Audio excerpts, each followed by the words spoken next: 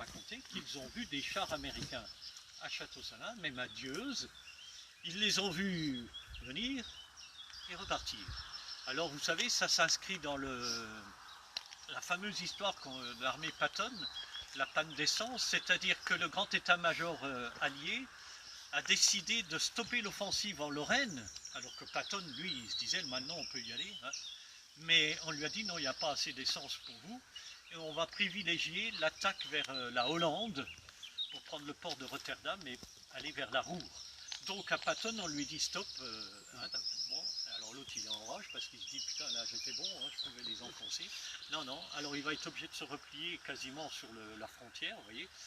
Et les Allemands qui eux, ils se rendent compte de ce qui se passe, il va y avoir une très violente contre-offensive allemande, c'est la fameuse bataille de Chars. Vous avez dû entendre parler d'Aracourt ou de Juvelise, enfin dans tout le secteur. Alors ça c'est aux alentours du 20 septembre. Une terrible bataille de chars dans tout le secteur qui va se terminer à l'avantage des Américains. Ceci dit, comme je vous l'ai dit, les Américains ont l'ordre de ne plus avancer, donc le front ne va plus bouger, va se figer. Pendant tout le mois d'octobre, il ne se passera rien du tout. Sauf que les Allemands, eux, ils en profitent pour revenir quand ils voient ça, et ils se enracinent sur le terrain, et notamment sur la côte Saint-Jean. Et quand les Américains viendront en novembre, là, ça ne va pas être une partie de plaisir hein, pour venir. Donc maintenant, j'en arrive justement au mois de novembre. Donc en novembre, c'est à partir du 5 novembre. Alors je vais quand même, avant de reprendre le truc de la guerre elle-même, je voudrais vous dire, quand on vient de Nancy, hein, comme ça tout le monde voit bien les choses. Ouais, alors moi je suis à l'envers, tant pis.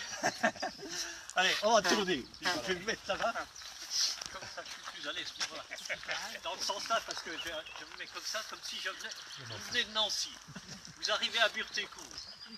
Si vous allez à droite, vous allez passer par Moyenvic, direction Dieuze, c'est la vallée de la Grande Seille. Donc là, vous passez.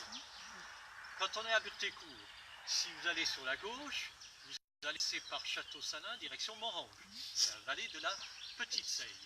Et entre les deux, eh ben, vous avez toute la crête, j'allais dire l'épine dorsale, là c'est de nouveau la géologie, Bernard, enfin, c'est la crête des bois de Bride et de Quequin qui se prolonge par ce qu'on appelle le plateau de Morville, que vous voyez là devant vous aussi. Et tout ça, c'est là-dessus que les Allemands sont enracinés, hein, ils ont remis des tranchées, ils ont des mortiers, des nids de mitrailleuses, des canons, ils se sont bien installés là-dessus. Donc ça va être l'endroit difficile. Et sur le haut de Morville, là j'y étais il n'y a pas encore trop longtemps, il y a une douzaine de blocos qu'on voit encore. Hein. Alors il y a des anciens blocos de 14, mais enfin c'est un site entièrement fortifié aussi. Mais le verrou principal de la vallée de la Seille, ben, c'est ici, c'est la côte Saint-Jean. Vous le comprendrez mieux quand vous serez tout en haut à la table d'orientation. Donc c'est là qu'ils sont le plus enracinés.